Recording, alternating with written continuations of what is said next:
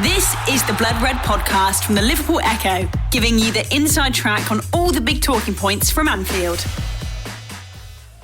Hello everybody and welcome to the latest edition of the Blood Red broadcast, recorded to you on a Tuesday, not a Monday, because some of us decided to stay overnight in Southampton and it was a bit harder for us to do it on a bank holiday. You're allowed a break, Doyle, it's okay. Yeah, it's nothing to do with me staying home. It's to do with you not bothering coming in. Some of us weren't yesterday. Maybe that as well. But yeah, I'm Theo Squires, I'm your host. Joining me today, in case you hadn't already noticed, it's our Liverpool chief Liverpool writer, Yep. Ian Doyle. Hello there, how are you? I'm alright, Doyle, how are you? It's not often you get to post this, is it? No, I think this is the first time I've hosted one in about 4 years. Obviously, normally you would, but as you're actually in Southampton, Yes. and I've got a bit more insight today, you actually get to be a pundit for today. Indeed, yeah. So yeah, you enjoying the season being over now? We'll come to that in a minute. And then on my other side, we've got Keifer MacDonald, who he doesn't really have a title here. I suppose I just go by K-Mac for you, don't I? He doesn't have a title. He's Not like that. He's one of our many football trend Purple. writers, and he has also covered a Premier League game this season. Which we might get to later as Yeah. well. Yeah. But yeah, do you know why I call you K-Mac? I don't know what you're going to tell me. Because it sounds like K-Mag, as in Kevin Magnussen from Formula 1. You can tell I'm on the beach here, going straight into F1. Yeah, come on. But yeah. No, we have to wait at least 10 minutes before some kind of random Bolton or Formula 1 reference. Normally we'd go straight into post-match stuff, seeing as Doyley was at Southampton, but we've got a bit of breaking news this morning. Liverpool officially have a new sporting director, Jorg Schmadtke. Schmadtke. Yeah. Doyley has written the story. Doyley has the details. I will pass over to Doyley. Yeah, he's a 59-year-old from Germany. Anyone who's watched the Bundesliga for any length of time may remember him being a goalkeeper. I think he played for Freiburg or Leverkusen or Mönchengladbach, one of those. Basically played for a couple of teams as a goalkeeper in the 80s and 90s, but he's made his name as an administrator, sporting director at a number of clubs in Germany, including Cologne and Aachen. I think Hamburg was another one, and he's at Wolfsburg as well. And he's kind of gained his reputation as somebody who can work within a confined budget. This might sound a bit familiar to Liverpool fans. Confined budget and get the best, extract the most value out of these kind of signings and players. Now, he's obviously going to be working with an awful lot more money than he normally would have done in the Bundesliga. With Liverpool, while they won't have as much to spend as some fans would ideally want them to have, which is why they've walked away from at least one transfer this summer. Still going to have an awful lot of money, so it'll be new to him in that respect. But what won't be new is just negotiating for transfers and working as a sporting director with the manager and recruitment team, and that's something that he's been used to for more than 20 years now. Our understanding is that he's coming in on a short-term deal. It's not 3 months. Don't know exactly what it is, but it's certainly not long-term as such. But Schmadtke, in an interview in German, just come out in the last hour, he's kind of confirmed that it is a short-term deal. It'll take us through this transfer window, and then we'll see what happens after that. So it's one of these ones where I think both sides are going to take a look at each other and see how it goes. It was interesting as well that he said that he'd been recommended for the job, or to be considered for the job, by Jurgen Klopp's agent, who said, if you need somebody short-term who's got a lot of experience, this is somebody who they should be looking at. And Liverpool obviously took heed of that.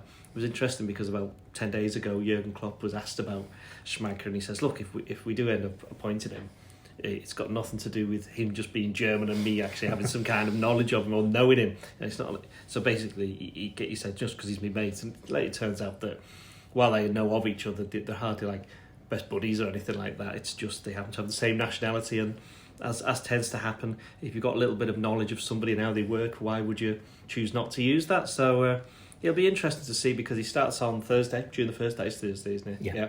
June the 1st. Julian Ward will have left then. So Liverpool needed to get him in soon because the transfer window opens for Premier League clubs on June the 14th. I think it's international transfers on July the 1st. That as well, so I think that's right. Yeah, well, it best have been. Just written it. So there's that, and obviously Liverpool are looking to sign. Jurgen Klopp wants to sign players as soon as possible. He wants to get in the players for when they reconvene at the AXA on July the 8th, I think it is, on the Saturday. And we know quite well Liverpool want to sign at least 2 midfielders. Klopp's kind of hinted, but we might want to sign a centre back as well. And that's not on top of, say, if any players, we've spoken many times on this podcast, decides they want to go and try the luck elsewhere, or Liverpool are given an offer for a player that they possibly can't refuse, then they'll need replacing. So we know Liverpool have got players that need to bring in. We've been through the names millions of times. Alexis McAllister of Brighton is the one at the moment who's the priority. And it's a case now of them trying to get these deals over the line, and that's why they brought Schmadtke in now. Well, Keifer, we've known Julian Ward's going to be leaving since November, isn't it? I think most of us have been thinking, that's ages off in the replacement in the summer. And as Doyle's just said, June the 1st, that snuck up quickly. It's like, oh, wait, that's this week. New sporting director this week. Transfer window is very nearly upon us. It's going to have a baptism of fire, isn't he? He's going to have to go in, get straight into the transfer business, get his hands dirty, and hopefully be a success if Liverpool are going to have a better season than they have this year. Yeah, absolutely. But I think, as I think Gorsty wrote earlier this year, that a lot of the signings or a lot of the groundwork that will be done this year will be kind of credited as Julian Ward's kind of groundworks, and maybe not exactly his signings, but it's not as if they're going to be deciding in the next 13 days who they're going to sign. You'd imagine that's going to be pretty nailed down on paper in terms of having first choice targets, second choice targets, and so on and so forth. And it's just about you'd imagine as someone kind of getting those deals over the line, and that's obviously going to be Schmadtke. And I think the nature of the deal in terms of maybe people outside think a couple of months or whatever it is a bit of a strange kind of a strange predicament given how long Liverpool have had you say since November to kind of work as a succession plan for Julian Ward's exit. But I think it's one that as Doyle says there, works with both parties. It's can both parties try this kind of different experiment. Obviously it's something different for Schmadtke in terms of the profile of the club he's working for. I imagine working in the if you're not working with Bayern Munich in Germany, a lot of the time your top players are going to be picked off. And if you kind of look at his track record of players, I mean, one that's kind of come up with this, in the last couple of weeks has been Osimhen, who's obviously Napoli and he's doing really well now. And I imagine there would have been other players who've maybe gone under the radar and his hands maybe been forced in that regard. So, it's a completely different end of the kind of spectrum for him this summer, and obviously something that will be testing. But also for Liverpool, it's, obviously Ward was promoted internally, so it's someone who's kind of come externally, and that will obviously present new ideas, and hopefully it's a match made in heaven for both parties. And if that is the case, then long term it could be something they look at. But if it's not, and they can just get these deals, whether it be Alexis McAllister and whoever else may come into the club, then then they can reassess in October, November, December, leading up to January, and then go again from there. Doyle, any concerns that they have had so long to choose their succession and they've gone for a short-term appointment? You think they could have gone for something a bit more long-term here, or is it just seeing how it goes? And then, because Liverpool are a side that have been so organised, so considered with everything transfer-wise, whether it was Julian Ward, Michael Edwards, it is a change of approach for them to go for something a bit more short-term, out of their comfort zone. Who knows? There could be loads of reasons. It might be that he doesn't want to do the full hit. It might be that Liverpool have got somebody else lined up further down the line. It might be that the club think, well, we might be getting new investments soon, so the whole model might change a bit. So we're just guessing there. The reality is we can only deal or comment on what's actually happened. And while it is a little bit strange that it's a short-term deal, I suppose you could argue that it's one where it's like a probation period, isn't it, when you get a new job? So both of them are kind of, checking each other out, as it were, just seeing how the land lies and seeing whether they can actually work on this kind of in this kind of environment and the landscape. Because obviously for Schmadtke, he's only ever done it in Germany. So he's going in the interviews, he was asked, wasn't he? Says, there's loads of numbers knocking around in these millions in the Premier League. Are you going to cope with that? He says, I haven't had a budget yet, jokingly. So it'd be interesting to see if anybody kind of misquotes him on that, as it were. But I think it's going to be new for him. It'll be new for Liverpool. But where it won't be new for Liverpool is it's not going to change anything of the process that they've been doing in the past. It's just a different person doing it. And if he is going to obviously add experience to it, certainly deal with teams from Germany, for example, but he'll dealt with teams from other countries. Just as Keifer said, it gives you a little bit of a different perspective. Perhaps Liverpool can benefit from that. Now, sticking with you, Doyle, you're on the South Coast. I was. We said on Friday's podcast, there's always that one mad result on the final day of the season. And I think we were feeling for more like a 6-2 victory for Liverpool. Instead, we got a 4-4. The accuracy in those predictions did prove. What will you make of the game? It was a strange one, wasn't it? It was very much on the beach. You didn't watch it, did you? I only saw the goals. Yeah, exactly. Yeah. It was basically it's a training game. It was just you've seen this game so. Remember when West Brom drew 5-5 with Man United? Yeah. It was that kind of game where you could tell that Liverpool didn't play anywhere near a full team. They went 2-0 ahead really early on and just went, this is going to be straightforward. It's nice and sunny. Final gains for Firmino and Milner. Let's just crack on. And then literally within about 10 minutes, it's 2-2. And then start the second half, Southampton, who are down and wanted to give their fans something to cheer about, make it 4-2 and Liverpool had no midfield and everybody just disappeared and nobody wanted to do, I'm not tackling in, I'm going on holiday in a couple of days, you know what I mean? It was that kind of thing. So, but what was funny at the end though is that clearly Liverpool just went, hang on a minute, we can't get beat here by these, and just put everybody forward. Scored the 2 goals. They could have had about 4 or 5 others, and in the end it was just stupid, enjoyably daft is what I described it. And I think anybody who's trying to read anything into that game, just have a rest. It's the summer. Even my analysis pieces barely mentioned the game itself. It was just to do with the general scheme of things. That game was irrelevant unless somebody got injured, which no one did. The only thing you possibly could say is for Keegan Kelleher, is that finally gets his chance, and I think on a couple of goals he was a little bit sloppy, but he wasn't helped by no one bothering to defend for half of them. So I think for him it was just, he'll be a little bit annoyed rather than anything else. But other than that, what else can you say about the game other than thank God the season's over? Going back to what you asked me in the first place, it's been going on for a very long time. And what was it, second week in July last year, I was flying out to Thailand to cover a game against Man United, which they lost 4-0, and everyone went, don't read anything into that, which perhaps we should have done, you know what I mean? So I think that was a long time ago, wasn't it? Now we can have a bit of a rest for it was like a year to yesterday, day before, since we were at the Champions League final. Exactly, yeah. So the actual final day of the game, was it the same date or it wasn't? Was it? No. Yeah, it was. It was the same date. Yeah. It was the same date. Yeah. Premier League. Yeah. Final day of the so that's it. The full 12 months since Paris. So aren't you glad they're already out the Champions League and the FA Cup, so you don't have another 2-3 weeks of the season? I mean, well, no, not really. No, not at all. I don't wish that at all. You'd rather be doing that, but yeah, the fact that they're not in them. They never get to the FA Cup final normally, do they? Champions League slightly different. And they said, we get the Champions League final next year.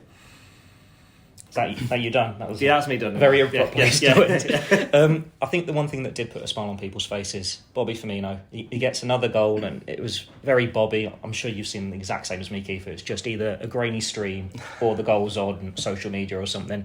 But it's a nice through ball. He puts 3 players on the backsides, and it's a very fitting way for him to depart as a Liverpool player. Absolutely, it was another kind of leg of his farewell tour, wasn't it? We had it after he announced his initial departure. He's come on and scored against United, didn't he? And then a few weeks later he gets the last gasp equaliser against Arsenal, which kind of started this. What is it now? 11 games. He should announce he's leaving every week. He scores. Obviously, gets the equaliser against Arsenal, and then comes on against after a few weeks out again.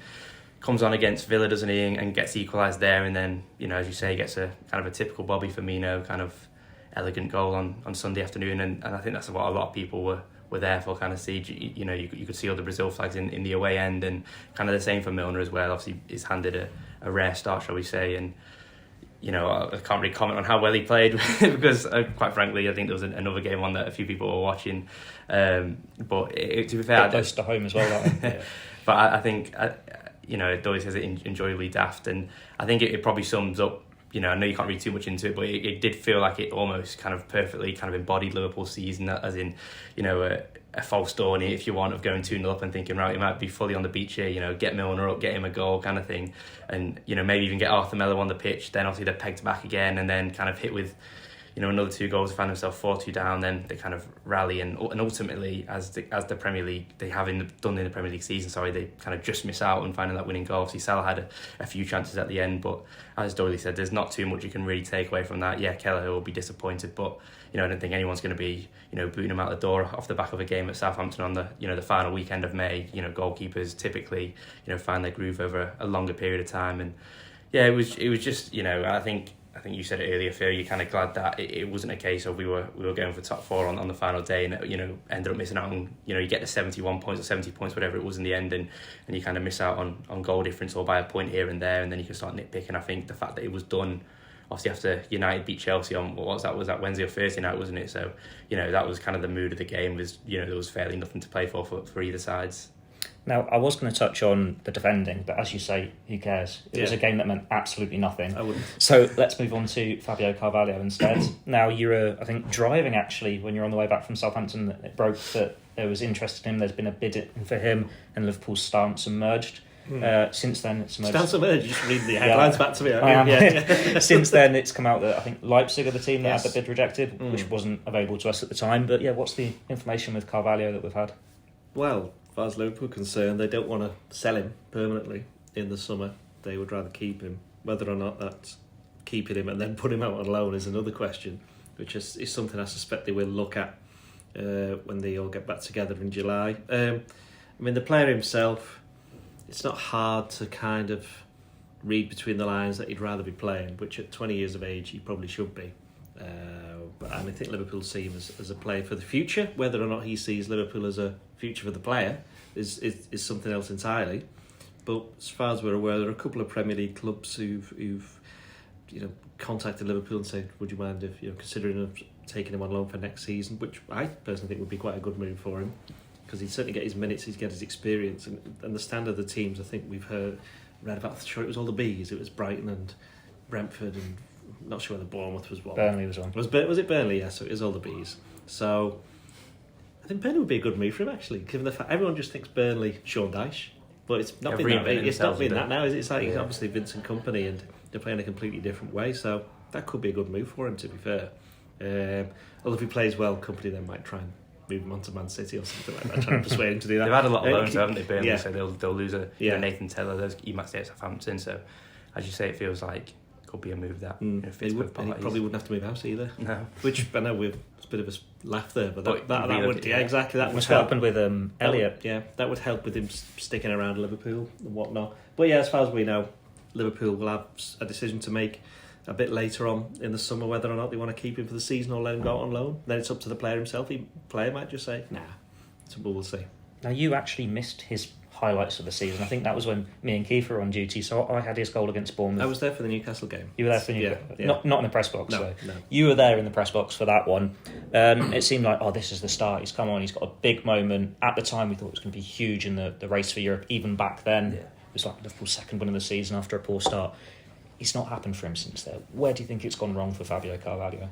I think, there was a lot of talk kind of last season of people saying maybe should he have, with Fulham going up, should he have stuck around there for another year? And obviously in hindsight with how well Fulham have done and kind of the brand of football they've played and, the players they've brought in and they've become, a really nice technical side on the eye, you think, if you could turn back the clock 12 months, would the player have maybe pushed for that? But then you look at it on the flip side of, Liverpool have just gone for the quadruple. They've narrowly missed out. There's, talk of kind of going again and building yourself. And, you're looking at, can you get those extra points on Man City and go again in the Champions League? Like, if he would have wanted to go there and prove himself. So, whilst there might be people kind of putting one and one together, I don't think it's as straightforward as that. But in terms of going wrong, I just think, obviously Liverpool have been, we know the well-documented issues they've suffered in midfield, and I think obviously that's, the games we have seen from him, there's obviously been greater pressure. So if you look at the Cups and obviously they played 3 games in the FA Cup, that takes on a greater importance with Liverpool looking like a trophyless season in, January or February whenever they got knocked out by Brighton.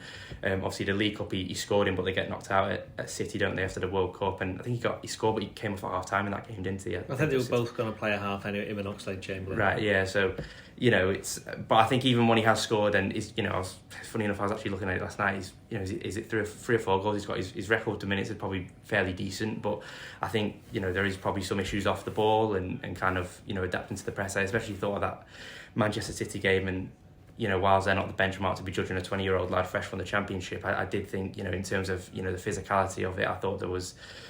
It was pretty telling, and we saw that with Elliott kind of when he first came on the scene. Obviously I know he was a bit younger, kind of 16, 17 when he played in those kind of FA Cup games, but he went out and did a season on loan in the Championship with Blackburn, and he kind of got toughened up, and he's come back now, and yes, he isn't the biggest, and he's quite a diminutive figure, but he's got that like explosive energy, and he can kind of hold himself. It's the same with Curtis Jones. He was quite scrawny at the time, when he was kind of coming through, and he's built himself up. And I just look at Carvalho, and I think could he maybe follow that same mould? And look, I know this season hasn't been the season anyone expected, but this period and this team that he's coming into is up there with certainly one of the best Liverpool sides in the modern era. You look at the players who've to say Graham Souness' phrase, put your medals on the table. They've won a lot. So I think in terms of him maybe finding himself out of favour and out of the matchday squad quite a lot, I don't think it's a it's a thing of he's a rubbish player and everyone should get rid of him. Players take time, and we've seen that with Curtis Jones, who's obviously 21, 22, and he's kind of been a bit of not a late bloomer, but he's kind of, I know he's had injury issues, but he's kind of had those kind of teething problems maybe that Carvalho is looking at now. But obviously he'll be on a long contract, and they paid 6, 7, 8 million quid for him last summer. You know, you're almost guaranteed to kind of earn that money back purely through association of Liverpool Football Club.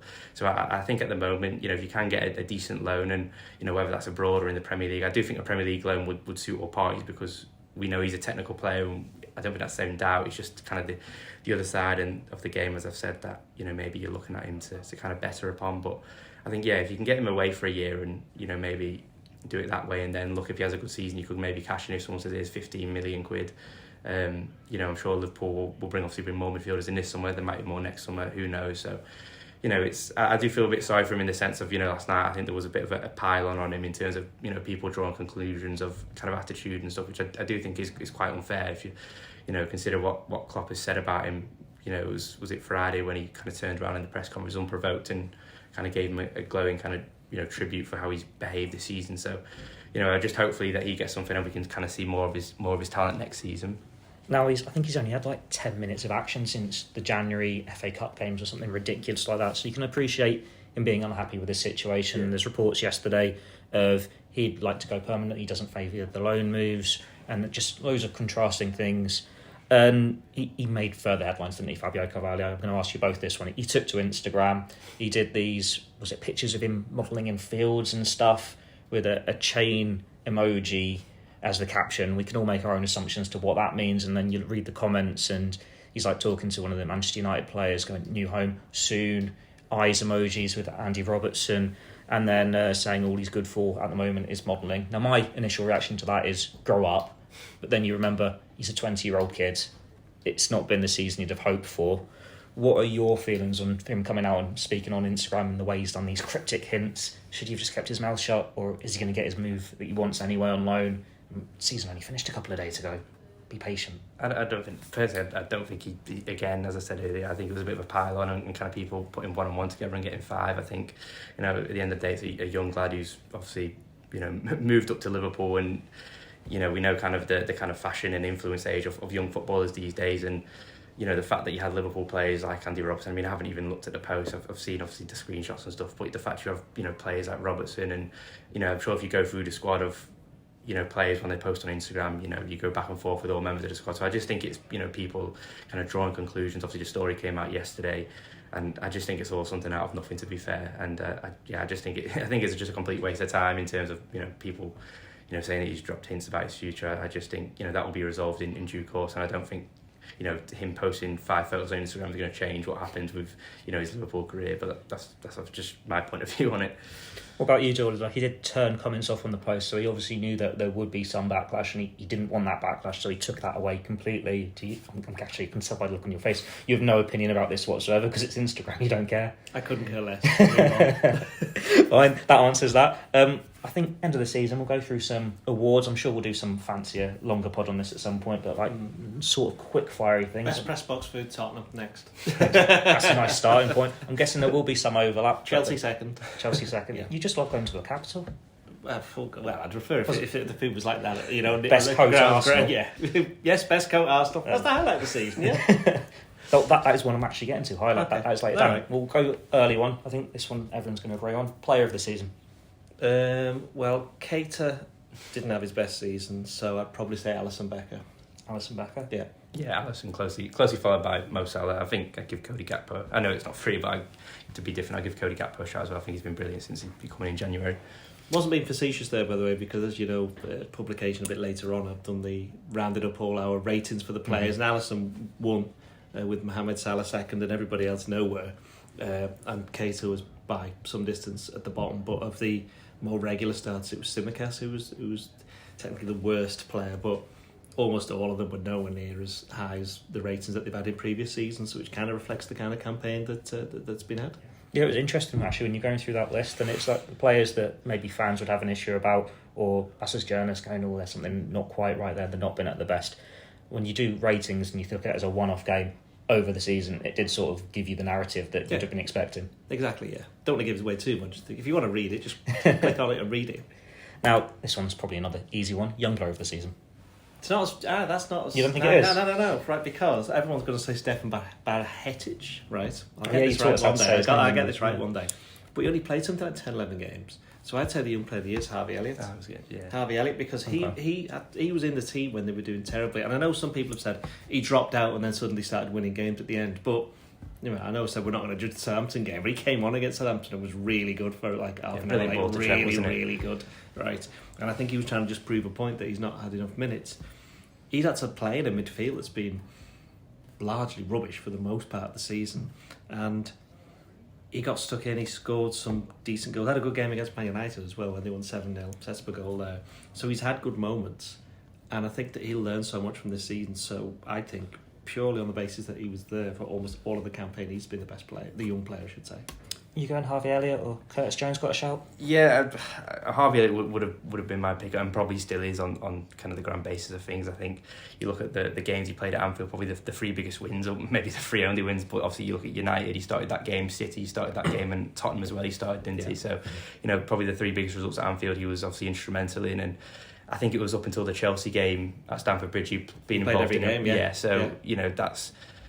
He was August and September player of the month as well, wasn't he? The club, So yeah, I think he's been brilliant, and not just churning out games in terms of just getting on the pitch and maybe being a passenger, but there has been moments of quality. The European group stage games, obviously scored at Ajax, scored at Rangers as well, didn't he? So I think it's been a really big season for him, and obviously next season he'll be aided by if when we expect kind of further midfield incomings to come to the club. You'd imagine that his development would be aided then by not playing every 3 days, and maybe take on a not a new role, but a less robust kind of role, and maybe be in that final third and kind of show his quality. But yeah, I think it's been a brilliant season for him. Sticking with you, Keifer, best signing? Gakpo. Yeah, I think hands down. As I said at the top, I was just thinking about it. Not that I don't think journalists are allowed, but he's probably my favourite footballer to watch at the moment in terms of. For starters, he's the closest thing you can probably get to Firmino in terms of ready-made replacements. And I think there was a tweet going around that he, if you combine his kind of first 5 months at PSV and his kind of last at Liverpool, I think it's 40 goals. Well, no, 40 goals and assists, isn't it? In it's 20 each. 20 yeah. games. So that that speaks for itself. And if you look at the role he's doing as well, and especially at Liverpool, I can't say I've watched too much at him during his time in Holland, but dropping deep and kind of linking play in that kind of typical. Early years of Firmino at Liverpool, he's just been brilliant. And you just look at that now and you think with a full pre-season under his belt, with a fit and firing front line, Luis Diaz coming back, I think it is a really exciting time. And I think that's maybe gone under the radar because when they did get the deal done, the back end of December, start of January, I think a lot of people were saying, rightly, where's the midfielder? But they were almost laughing at the expense that they, targeted this kind of other area of the squad that, people thought they were overstacked on at the time. It looked like Firmino was going to stay, but if you look at the names that have been linked with him, after the World Cup in terms of United, I think Real Madrid were mentioned as well, and a few other Premier League sides. Julian Ward, if that's his kind of departing present to Liverpool and Liverpool fans, then it's one that's been greatly received. And he's still only just turned 24, I think, last week or the week before. So the future is certainly bright in terms of his time at Anfield. Gakpo's played every single game since he signed, which is another thing as well. That he's obviously durable. So. He's probably going to pick up an injury in the first week of summer now that I've said this, but he's like Salah. That's not, you haven't been able to say that about any other Liverpool forward. Núñez has had occasionally. It's obviously didn't play against Southampton or Villa, did he? He had a toe problem. There was one before that as well. We know about Jota. We know about Jota. We know about Diaz. And that's harsh on Diaz because he had one bad injury, but he played so much football before. Yeah. But the point is that he's still this season. He's not played, so that. There's been somebody out for so long. Liverpool have needed someone to come in and play all the games, and Gakpo's managed to do that. And he played all season, the first half of the season on the left wing for PSV. I think he actually did play up front for Holland at the World Cup. Yeah. Then Liverpool signed him. I think he played left wing for 2 games, and he's played centre forward for the entire time. And you can see that he's this kind of player that, as Keifer said, he's basically now the new Firmino. So you both going Gakpo? And I think, sorry, just to kind of... Gakpo, say yeah. And just to kind of put, one final spin on Gakpo, I think it's really interesting in terms of the approach kind of Liverpool went with last year, signing an out-and-out number 9 in Núñez, and now obviously 5 months later they signed Gakpo, and now you're looking at the summer and thinking, well, which direction did they take? Did they go for that, tried and trusted, kind of 4-3-3 kind of, shape, or did they go back to this... go into this kind of new era with Núñez, but the fact that kind of Gakpo is dislodging this £64 million striker says just how well he's adapted. I think it's quite telling because if we've been doing this 2 months ago, so maybe before March international break after the 7-0, Núñez is actually in the conversation, but because of that how his last couple of months have gone, it just feels like, oh dear, he's got to go again here. He's not even in the starting 11. And it's reflected in the player ratings as well. Which we'll get to later. Well, we won't. If you go to our website, you will get to. Now, this one isn't signing-wise, because I think that'll be a bit harsh, but we're just going to go for biggest disappointment. Oh, that's easy. That's getting halfway to Arsenal in October and realising I forgot my coat. That was a massive blow. Yeah, massive blow. If you're talking just...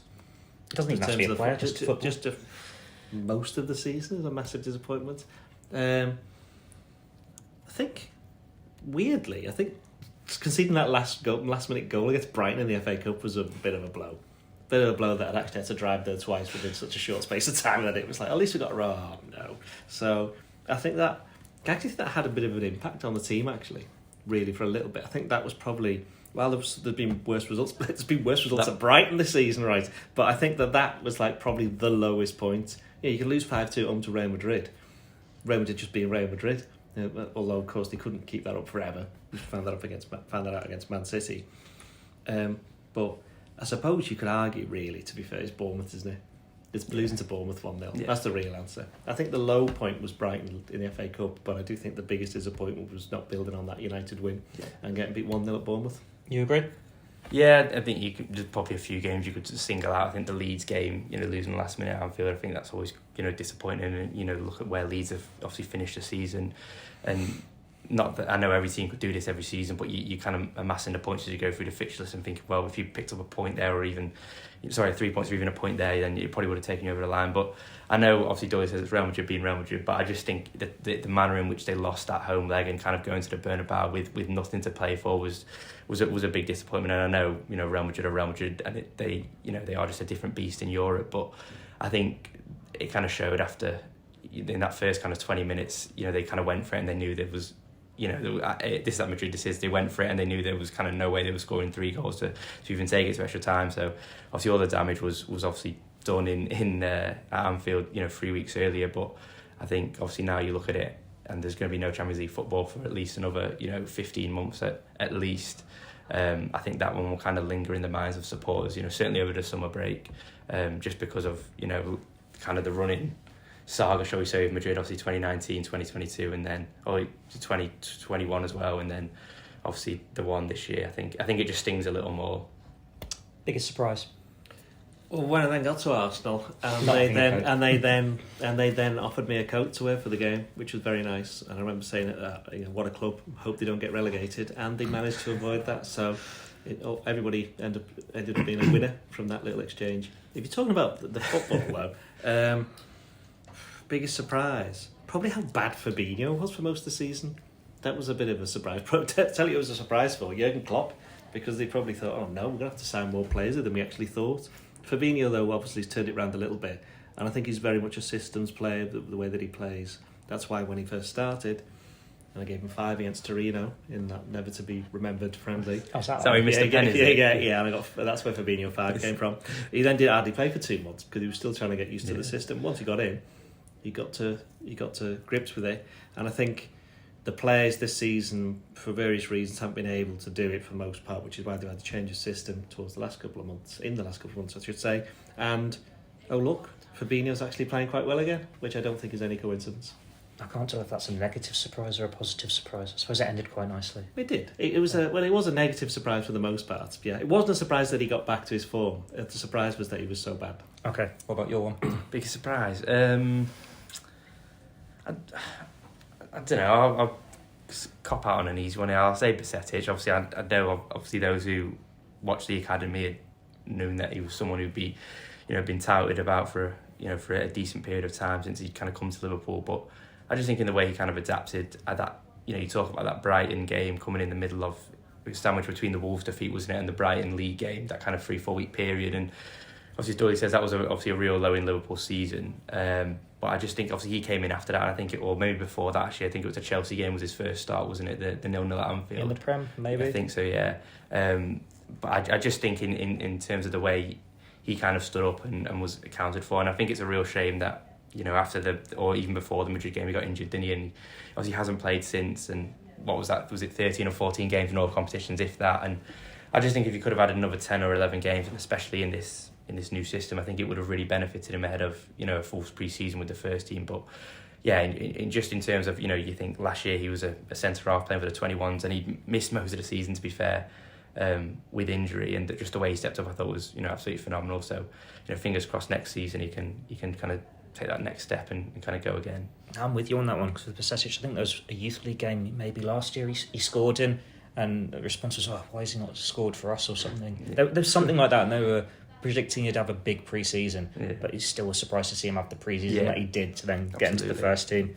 Now the next one, 7-0 versus United. I don't even need to ask the question. Highlight. Oh, that's easy. Get to Arsenal and then give me the coat. Yeah. Other than that, yeah, you don't often beat Man United 7-0, do you?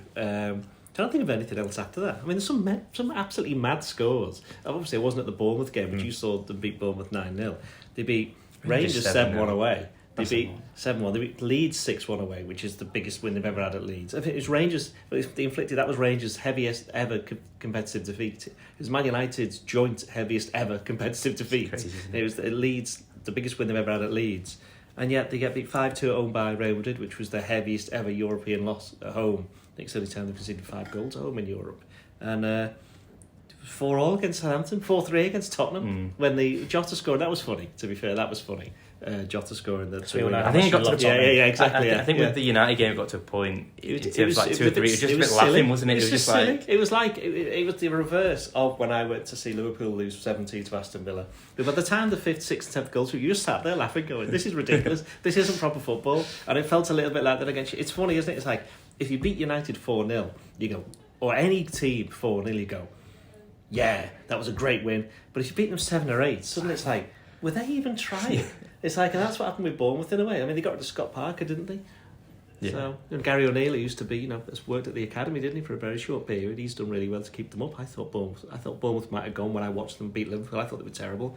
That's how bad Liverpool were. 6 wins in the last 9 or something, wasn't it? So they got some great results. Didn't get one on the last day of the season, which was good for our colleagues. Meant that obviously Everton didn't get relegated, but as you all know, Everton are never getting relegated, ever. You're talking about teams having big defeats. I suppose it's about time Southampton went down after a couple of 9-0s. Yeah, they got beat, but then Hassan, I forgot his name already. Hassan Hoodle, that's it. Yeah, Ralph. He was the manager for both of them, wasn't he? But yeah, he got most of the points. I think I'm pretty sure he got most of the points Southampton got this season. It's like you should never have sacked him, and it's like all the teams who did make changes, none of them paid off really. Exactly, yeah. And you had Everton's paid off. Yeah, but they kind of went before the trend, didn't they? Yeah, that was the. I mean, don't turn it into a podcast, but I think Sean Dyche was one of the best signings in the January transfer window of any of the clubs, to be honest. They didn't have anyone else. Exactly, I'm saying exactly that. So that was that they did really well to get him in, and he ended up saving them. And whether or not he's going to be there for much longer, I don't know. But yeah. I mean, I know some Liverpool supporters were quite happy that Everton stayed up because it means they're going to get at least 4 to 6 points next season. I'm not amongst them because anybody who knows that the derby is the worst game of the season. So looking forward to another 2 terrible games. And your last trip to Goodison? It will be, won't it? Unless I've been going there unless something strange happens. You never know. We can't assume. Let's not assume. Let's just crack on with it today. I think we're still doing highlight, and I'm just going to assume that yours is the 7-0. Yeah, 7-0. So, who are you most excited to see next season, playing wise at the moment? I think there's a few, especially with the Europa League. There's a few of the young lads I think could maybe make that step up. Obviously, Ben Doak's one that's caught the eye. Played a few times and he made his debut against Villa, didn't he? And a few of the FA Cup games that followed on from that, and he looked really sharp and looked really bright, full of confidence. Kind of everything that you've seen in those 18s, 19s, and 21 games, he took really into the first team, which is always a positive sign. And I think he's the one. Obviously, if you're looking at Europa League, someone who can benefit from there. Obviously, Bajcetic as well. You'd imagine he will, maybe start in that kind of Europa League team, if you want to call it that. But if we're talking on like the kind of the flip side of that, I think obviously Gakpo is one that I'm really looking forward to seeing. But I think Nunes is the big one. I don't know how it plans out in terms of as I just said, in terms of strikers and stuff like that. But I think there's everyone's kind of said, well, when he gets it right, there is a player in there, and everyone kind of believes that. And you look at the game he played for Benfica, both home and away against Liverpool, last season. Obviously the signs are there. I just find it interesting if he does kind of explode. Obviously we kind of saw it with Mane. He kind of took his game to the next level. Firmino as well. Salah's kind of constantly been a freak while he's been at Liverpool in terms of goal scoring rise. But I'm interested to see how Nunes kind of does make that next step. Obviously, was it 15 goals in 24, 25 games isn't a bad return, or 25 starts, whatever it was. And obviously he had chances, more than enough to kind of break that 20 goal barrier. But like I say, just in terms of polishing his overall game is something I'm really looking forward to seeing. And you feel like if Liverpool are clicking and they've got they're supplying a forward line of Diaz, Núñez, Salah, and you've got Jota and Gakpo to add to it, I think that could be really exciting. But I think in terms of the kind of the long-term direction of the club, and obviously bringing in Núñez for that amount of money last summer, I just think next season is quite important for him. What about you? Is it getting another coat at Arsenal? No, what do you mean? That's not a who, though, is it? Yeah. What did you say? Who? Alexis McAllister would be quite excited to see him, because that would mean he's signed, which he might not, or he could. You never know. He'll definitely Stay be playing tuned. Anfield next season. He definitely will be, yeah, because he said he's going to be playing at a high level than Brighton, which suggests that he could go to Real Madrid, couldn't he? They seem to be signing everybody Liverpool are linked with. Liverpool should basically link themselves with lots of players who aren't that good, then let Real Madrid go in and sign them, and then they can just go off and get the players that they actually want. That's obviously how transfers work. Yeah. What was the question? Sorry. What are you excited about next season? I'm excited about it finishing, but then you were already expecting next that. season. Yeah. You can't. Okay. You're always really excited for the season finishing. Players. Núñez. That was a very good point on Núñez. It'd be interesting to see Diaz, to be fair, and see what he can do, because he's been 18 months. He's not a full season yet. So he's had half a season, has he? Really? So yeah, Diaz, and whether he can kick on from what he had. So at the start of the season, he was pretty good, wasn't he? And he's had one or two good games since he come back, but a couple of his performances were very much a player who's been out for 6 months and a little bit tired. Well, we saw that with Jota, didn't we? It took him a couple of months to get back to his best, and then he exploded. And with Núñez, it's one where he's mentioned himself, I'll just do what I did at Benfica. It'll be that was a bit of a slog, wasn't it, in the first year, and then the second year I'll go and score 35 goals. I think he's mentioned Suarez a few times, isn't he, on record, in terms of... Who did exactly the same thing. Have we mentioned Jude Bellingham in this podcast yet? We haven't. But we have to by law, don't we? So that could be the next question if you want. But the next question was, what is your prediction for the summer? So yours. Jude Bellingham, yeah. I don't know what the question is, but I'm just going to say Jude Bellingham. What's my prediction for the summer? Well, the summer, the season, whatever you want it to be. Just one prediction. Well, for the summer, it's going to be hot. Well, you love answering questions you can't answer. Well, hang on. Tom Cavilla is not in this podcast. So, yeah, one prediction for the summer transfer window or for next season? I think Liverpool sign a centre-back. There you go. Don't ask me which one. That's reasonable enough. That's almost sensible for you. Yeah, I think they will sign one. What about you? One big prediction? Liverpool can't be any worse next season, so... Oh, you've really put your necks on the chopping board here. Well, hang on a minute. It was a ridiculous question. Come on. Well, you like ridiculous questions. Come on. I like asking ridiculous questions, but I don't like answering them. Okay, well... But go on, have another go. Give us another question to finish on. That was what I had left. Come on, we'll do a little bit of, Okay. Oh, you would... Take it away from the league, Liverpool then specifically. Biggest surprise package next season in the Premier League? Everyone's set up to say Luton, but I'm going to say Burnley. Because I think Burnley will surprise people for the reasons we just mentioned before. They're not Burnley that went down. They're a completely different Burnley. In terms of, are you going to put your neck on the line in terms of predict, like, top half? No. Just... No, because I'm not going to do that. Okay. Ask me again in about mid-August when the season's about to start and they've signed anybody. But no, not making any predictions yet. Fooled game, making predictions. So I'm going to end this Burnley podcast here. It's an interesting and Everton podcast. We'll be back again on Friday, where I'd like to think you don't have a substitute teacher in the hosting role. We'll see, though. I think you did all right. Yeah, I thought you did okay. Yeah, better than last Madison will be sweating, so... But yeah, stay tuned on the website for... Doyley's got something coming out on player ratings. I'm not sure if you mentioned it. Yeah. And then maybe we'll have something on Alexis McAllister or whoever else. Don't say that. You just don't say that. Bracket Brigade will be coming for us. But yeah, stay tuned to website, YouTube, all your usual places. Ian Doyle Sports on Twitter. At Ian Doyle Sport, yes. At Ian Doyle Sport. Yep. Oh, I've forgotten yours. At Keifer MacD. Okay. Yeah, I've already forgotten it. I've been Theo Squires, Ian Doyle, Keifer MacDonald. Until next time. You've been listening to the Blood Red podcast from the Liverpool Echo.